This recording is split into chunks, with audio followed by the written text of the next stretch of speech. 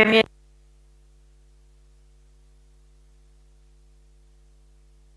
as I can. Okay, maybe this one is working better. We tried technology, but this one works better. Well, hi everyone. I'm really excited to be here, and thank you for joining this talk today. As Bianca introduced, I'm the Chief Product Officer at Miracle. So it's a French company. And I will introduce you to this in a minute.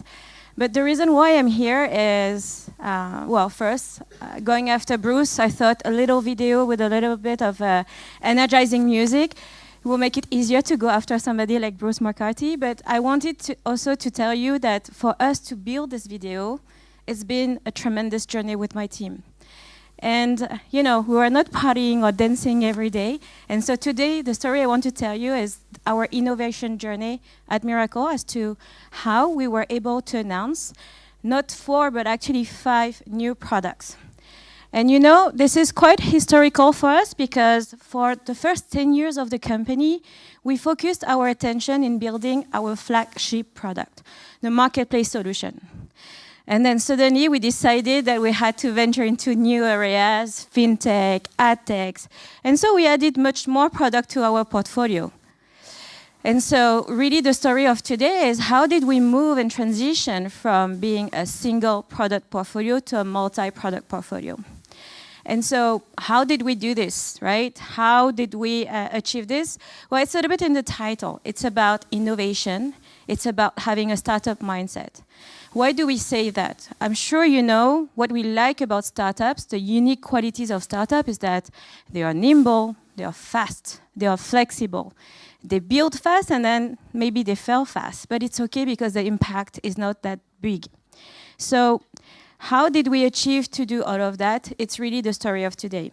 It's for me the opportunity to share with you how we overcame some of those challenges based on our learnings, our experiences. But of course, it's also an opportunity to showcase the work of my team, the effort that they put on building all those new products for all of us. So what's in it for you? Maybe, like me, 2 years ago, you're starting a new role in a leadership position. Maybe right now, with the current context, you have some constraint, time constraint, resources constraint. Maybe you're just a product owner, product manager that is trying to do his job or her job, you know, prioritizing relentlessly. And so maybe, like me, you ask yourself at the time, am I getting myself into an impossible mission? And I have to tell you, I asked myself that question 2 years ago as I was taking on this new job as the Chief Product Officer at Miracle. I was the first one. I see we still have technology issue. Is it okay, tech team? Yes? You know, this is the demo effect. You always know that there will be something. So, you know, I was telling you, 2 years ago, I asked myself this question. Am I getting myself into an impossible mission? I took over from the CEO. He was taking care of product for most of the time of the company. And I was coming in. And 2 weeks into the job, the CEO calls me into the office. And he said, Isabelle, next week, we will start our next round of fundraising. Let's go and raise some money. Sure. Well, of course, you're the CPO, so you will be pitching the products to all of those new potential investors, right? Sure. Of course, 2 weeks in, why not? And then, of course, for next week, prepare a few slides and so we can tell the potential investors what's the vision and the strategy for the product in the next 5 years. Shit, that's what I thought to myself. This is really getting real. This is really an impossible mission that I'm getting myself into. And hopefully today you will have some element as to how those oh shit moment that I'm sure all of you have faced at some point in time can really be overcome with a few principles. And so just to make sure that you know what we're talking about and what we do at Miracle and what the marketplace is, because you heard me use that time a few times now, I will try to explain that very simply. Miracle is the world leader of marketplace solutions for B2B and B2C organizations. I'm sure you're still lost right now, so let me try to explain this a little bit more simply. Think about this way. I'm sure at some point in time, you had to buy a new smartphone. And so maybe you like Apple, you like Samsung, no matter. But maybe you went to those brand store, you went to, a well-known e-commerce website, maybe PC Componentes or El Corte Inglés, which are, by the way, both our customers. So you may go on that and you see a lot of different options.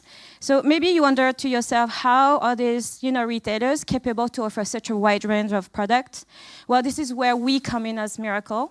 We offer the technology, the expertise, so that those companies can really run their marketplaces. And so if you think about marketplaces, it's a little bit like a virtual shopping mall. You invite third-party sellers into your virtual shopping mall so that they can offer more product to your customers. And so the idea is that customers come to one place to find everything that they need, and hopefully at the best price, with the best availability and the best experience. So this is really marketplace, and this is what we do at Mirakl. And so now that I did this 2-minute commercial break for you, let me now take you back in time a little bit.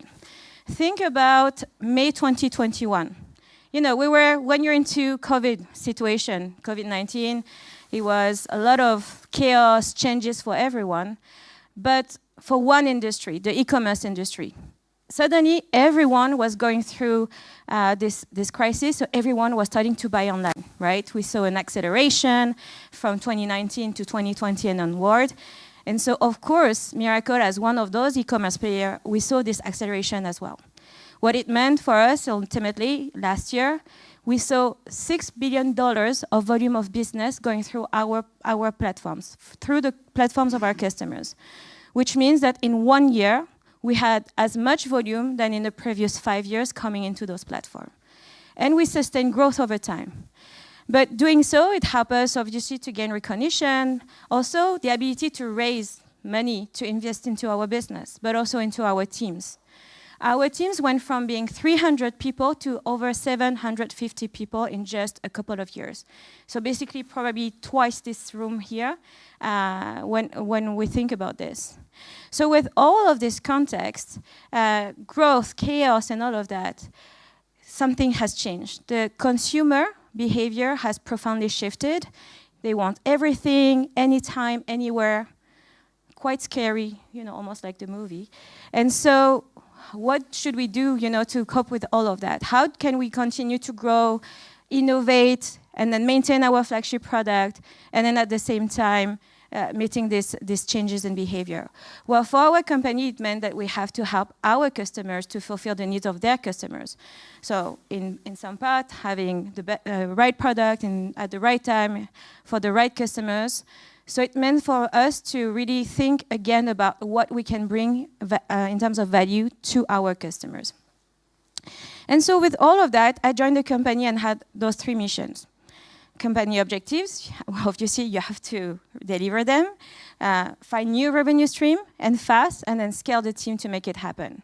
Which means find something that makes the business grow 40%, and find that by diversifying our business, so 5 new products, and double the team in a record time. And so with all of that, it really felt like a now or never moment for us, because we had momentum. We cannot let the time go. And so for me, as a product person, it really felt like we were building the plane, while we were flying it. And so my objective, of course, is to land successfully and avoid a disastrous crash, if you know what I mean. So what did we do? We tried to summarize this into one concept, which is startup in a scale-up. And so if I were to ask you what it means, it's really about innovation, right? And if I ask you about innovation, maybe you have some other concept showing into the screen that comes into mind. But I want to focus on 5 of them. First, customer obsession. Yes, I know. Customer obsession is obviously the first driver into innovation. You need to profoundly know about your customer needs and frustration to address them. It's also about keeping this mindset of, thinking that every day is still day one. Meaning that every day you have to think about your company, no matter how big it becomes, as if it was the day one of that company. To challenge yourself, to avoid complacency, and to always think about all the ways to challenge everything that you do on a regular basis. It's of course about thinking outside of the box. You want to push the boundaries. You want to find unconventional routes to do things, especially if you're pressured by time. And it's about teamwork, meaning, of course, that collaboration is very critical. I'm sure you've noticed that by yourself you can be great, but if you put a lot of brains together, maybe you have more creative idea to come up with a better solution. And then last is about entrepreneurship. It's the idea that every employee is an entrepreneur within the company. And so today I really want to rely on real life example to help you understand how we went to that. And at the same time, maybe debunking some misconception, maybe some myth around innovation. And I want to start with the first one, which is around the idea that maybe innovation is just for product and technology. Of course, the answer is no. It's not about product and technology. Of course, the product and technology are very important into making it happen, but you want to engage everyone. So let's take one example of a company that did just that. I'm sure you all know Google. And you know who is behind innovation at Google? Everyone. Why? Because they have this 20% time policy where the leadership at Google encourages all employees to dedicate 20% of their time to think about new projects, to participate into building new products, to think about everything that could help the company and the users to go one step further. And so why this is successful? Because you're empowering your employees to contribute into innovation. So it's not just a job of one department, it's everyone's job to contribute into innovation. And so maybe some of you will tell me, well, it's not so easy, right, to dedicate one day in a week time to just let them work on whatever they want. So maybe there are other approaches as well. And so for me, let me introduce you to one of our own experience, which is about a new product we were building. First, let me introduce you to my two bosses, the co-founders of Miracles Company. It's Philippe and Adrien. And for the most part of the company, they try to convince large corporations to, of course, launch their marketplace business, to use our solution to, find new opportunity to grow. And for most of the time, they were very successful in convincing, very large corporations. We name some of them, PC Componentes, El Corte Inglés, etc. But some of them, they were not so in agreement. They even pushed back. Why? Because they were running a different business model. They run dropship. So for those who do not know what dropship is, it's basically you as a retailer, you will be selling directly the product to the end consumer, but somebody else is shipping the product to the consumer, right? So meaning you buy your phone from El Corte Inglés, but maybe the brand is shipping you the product or another seller is shipping you the product. So of course, there are a lot of similarities between the two business models, but really what was a challenge for dropship was first, if you are doing dropship, it means you have one product, one vendor. What if the vendor runs out of stock? Well, you don't have any product to sell anymore.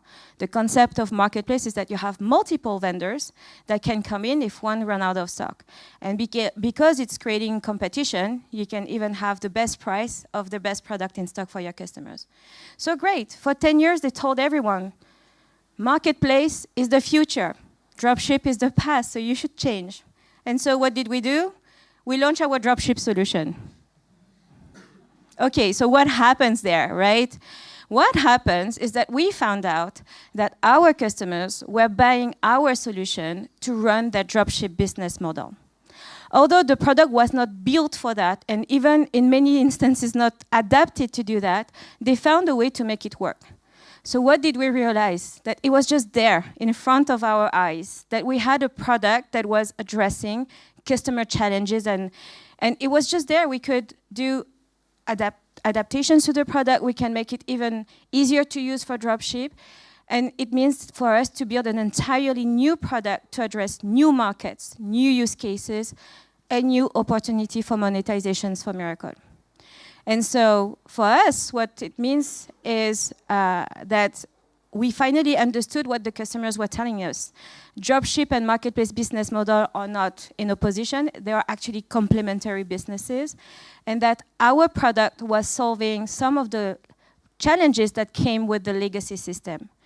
And so, you know what the best part of this is? Of course, we are happy that it's a successful product. But it was successful in a way as well that it was not just R&D or product and technology that was driving this effort. It was an entire collaborative effort from all the different departments, from customer success, from product marketing, from sales, helping us to make sure that we better position our product, better message it. And we make sure that we have a strong go-to-market strategy, so that the product can really be successful. And so how did we do that? It's not like we never listened to the customers, right? We did, but we implemented a program that really helped us to deeply understand what the customers were telling us. We implemented a product ambassador program. What it means essentially is when you're a 800 people companies, you cannot speak to everyone in the company. So you have to find a ways to have champions or ambassadors or evangelists that will work more closely with your team in product and technology so that they know better why you build the product, how did you build the product, and so why you build the way you built. So now they evangelize it to the rest of the company. And you have less of those questions, you know, why is it not done yet? Why is it taking so long? Why it's not there? So this is really for us building this strong community that will continue to be an extension of the product and technology team with the rest of the organization. And it also worked because we did something else. We documented the way we work together. So I'm sure you know about the RACI model, right? Responsibility, accountability, consult, and inform. So basically, we documented just that. What is sales responsible for? What is marketing accountable for? What is product needs to be consulted or informed about? And so that really helped us to better organize and then to run as a very well-oiled machine. So ultimately, with this first myth, what we were saying is that, of course, innovation is not just about R&D or product and technology. It's first and foremost about the customers and also about collaboration and teamwork. So you have to find a way to engage everyone into your process. The second myth is about the idea that innovation necessarily requires a lot of resources, huge teams. So is this really about the size? Does size matter? Well, of course, if you have more people, you do more things. I mean, I cannot say the contrary, right? Or otherwise you have very, very wrong hiring strategy. So yes, you have more people, you do more things. But it's not only about the more people. It's also about how you make sure that you always challenge yourself when you have to do something new, when you have to problem solve something. And so for us, it came when we decided to launch our own advertising product. So we decided to enter the advertising product because we saw an opportunity in the market. There were already a few players, but none of them could really serve our customers to fully, allow them to make the most of their marketplace business. What it means essentially is if you were to go into any e-commerce website, you would see that premium placement are rented out to other, right? That's sponsored advertising. So what did we do there? We asked ourselves, should we build this product from scratch, or should we acquire a company that has everything? As a product person, I would tell you, of course we should build everything from scratch. We know it better, we will do it better. But the answer is maybe no, because first we had a lot of time constraint. There were players on the market. We have time to market to match. And secondly is we had a lot of uncertainty. Even if I had to put the entire of our 270 people in the product and technology to work on this product, which obviously is not possible, I don't have certainty that I can achieve something that will be successful. So, acquisition seems like a better option. And then doing acquisition meant for us scouting the entire market. We looked into over 100 companies. But unfortunately, none of them were matching perfectly all of our requirements. So instead of finding the perfect fit, we decided to go with a different strategy. We decided actually to combine both the build and the buy strategy. Why? Because we knew that what was fundamental to this kind of product was the power of the AI, the algorithm that are behind it, making sure you present the right product at the right time. It's about conversion. So we decided to buy a company. It's called Target to Sell.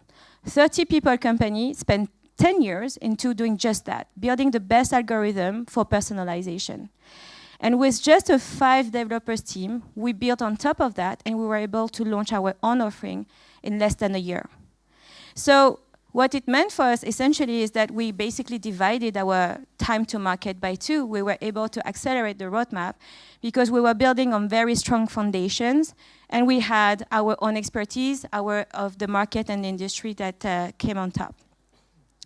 And so what it meant for us is really that, if you think about innovation, it's not always about having the larger teams. It's about thinking about this differently. Do you really have to build everything yourself? Do you need to build from scratch? Do you have the expertise in-house to make it a success? And that's what the acquisition was really helpful for.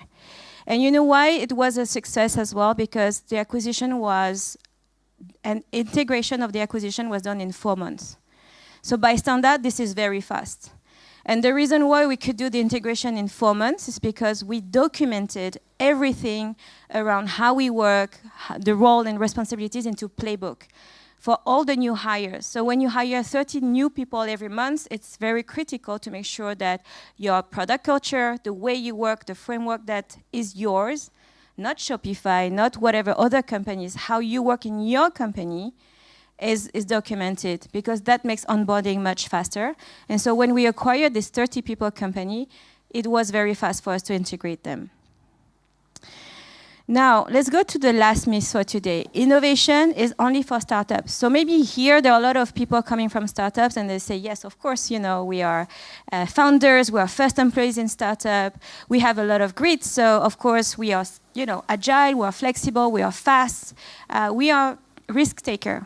And that's what we love about startups.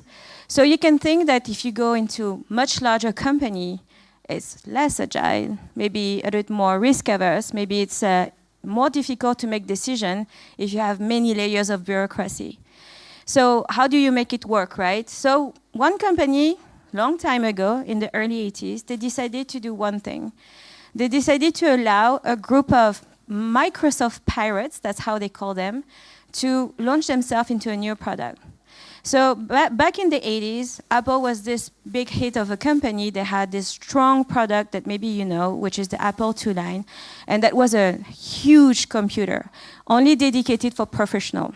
And then some guys in the development team said, we can do better. And they gathered themselves, collected themselves, and with 20 people, they launched something that really revolutionized the personal computing. And they pushed things that were very driving a lot of conflict, a lot of skepticism from everyone, and ultimately they were successful. So that's one way for you to think about how can you be a startup even though you're maybe a larger company. Another way is, if you cannot carve out resources, is to think about your culture, the values of your company. How can you maintain this very strong culture of innovation? Well, at Amazon, it's really ingrained in their values. They have these always day one values that they basically teach all of their employees to, again, challenge themselves, try to think of everything they do in always a fresh eye, and that is that is one of the biggest values that make them successful today. And there are many examples in how they do that. But let me give you one example that we do at Mirakl. The reason why for us we could keep a startup mindset is the way we organized ourselves as a team. We reorganized entirely the product and technology team in a way to serve 2 main objectives. Every team, every squad, every product unit, 20 of them, are all independent and autonomous units that can work at their own pace, with their own rules, with their own framework. Meaning some of them may be using Scrum, or they might be using Kanban, they might do a Scrumban. That is not important. What is important is that they have a frame, which is Mirakl, and they can operate within that at their own pace with limited dependencies with the other teams. And that's what we do with our financial services. And the reason why I'm mentioning this one is we pushed the example even beyond, is that this product, we basically created a startup within our company. They had their own general manager, they had their own development team, they had their own sales guys, just to make sure that they were focused on doing one thing, developing something completely new for us, entering the fintech world. And so if I have to conclude, it's really about fostering the startup mindset. No matter how big you are, how fast you grow, what is important is really to empower your employees to think like every unit is a startup. They should be able to make their own decision. They should be able to break their own rules so that you can drive innovation.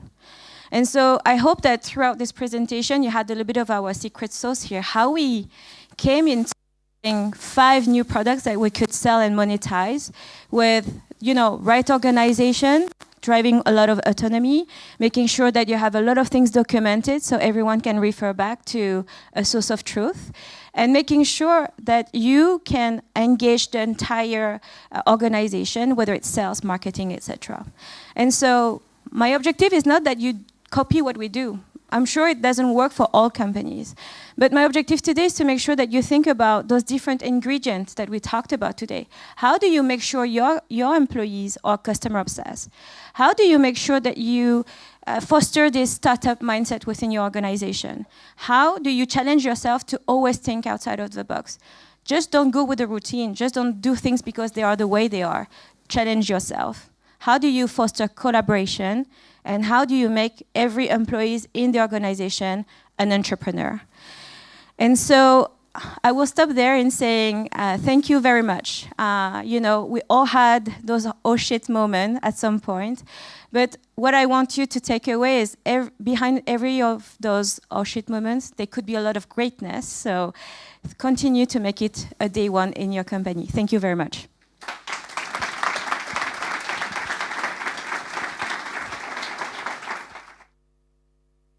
So because I went a little bit over time, we won't have time for Q&A, but I will be roaming around to take questions after this session if you want to. Thank you. Have a good day.